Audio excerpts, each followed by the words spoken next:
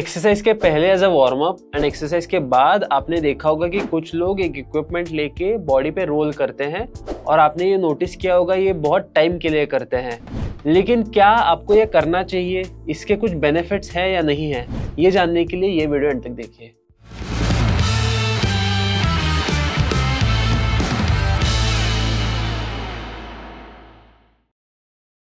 Hi, I am Tejas Kulkarni. I am a sports exercise and nutrition scientist.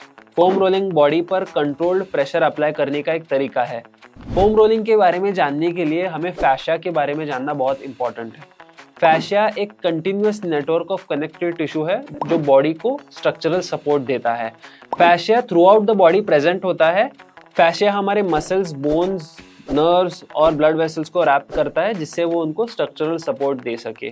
बहुत लोगों का मानना है कि फैशिया स्टिफ और टाइट हो जाता है जिससे बहुत लोग फैशियल एडिजेंस कहते हैं, जिसकी वजह से कुछ लोगों में पेन या डिस्कम्फर्ट वाली फीलिंग आती है। फोम रोलिंग इसी आइडिया पे बेस्ड है कि फोम रोलिंग करने से वो फैशिया को रिलीज कर सके जिससे टाइटनेस और स्टिफनेस जो फैशिया में बनी है वो रिलीज हो जाए। लेकिन फैशिया एडिजेंस फॉर्म करता है या किसी भी तरीके का नॉट्स फॉर्म करता है या टाइट होता है, इस बात के ऊपर कोई भी साइंटिफिक एविडेंस नहीं है। एक स्टडी ने देखा कि फैशिया के ऊपर कोई भी स्ट्रक्चरल चेंज लाने के लिए अप्रॉक्सीमेटली 900 किलोग्राम का फोर्स जरूरी है, जो कि फोम रोलिंग से लाना फीजेबल नहीं है। मायोफैशियल रिलीज, मसल नॉट्स या मायोफैशियल ट्रिगर पॉइंट्स ये फिनोमेनन होते भी हैं, इस पर कोई साइंटिफिक एविडेंस नहीं है।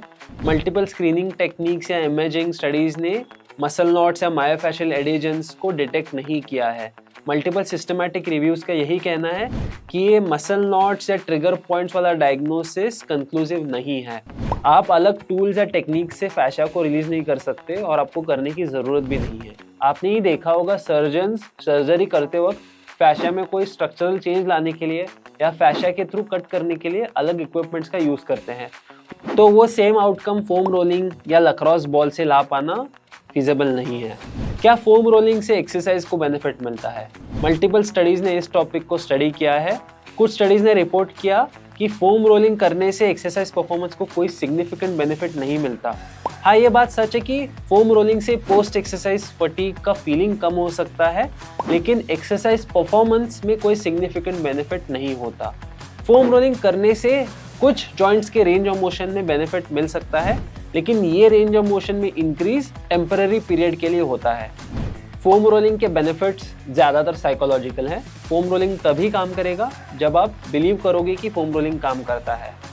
फोम रोलिंग के जो range of motion increasing benefits हैं वो शॉर्ट टर्म के लिए हैं, तो आप कभी कभी फोम रोलिंग कर सकते हो फॉर दिस बेनिफिट, लेकिन range of motion related benefits के लिए अपने एक्सरसाइज प्रोग्रामिंग पे ज़्यादा फोकस कीजिए, ना कि ऑन फोम रोलिंग।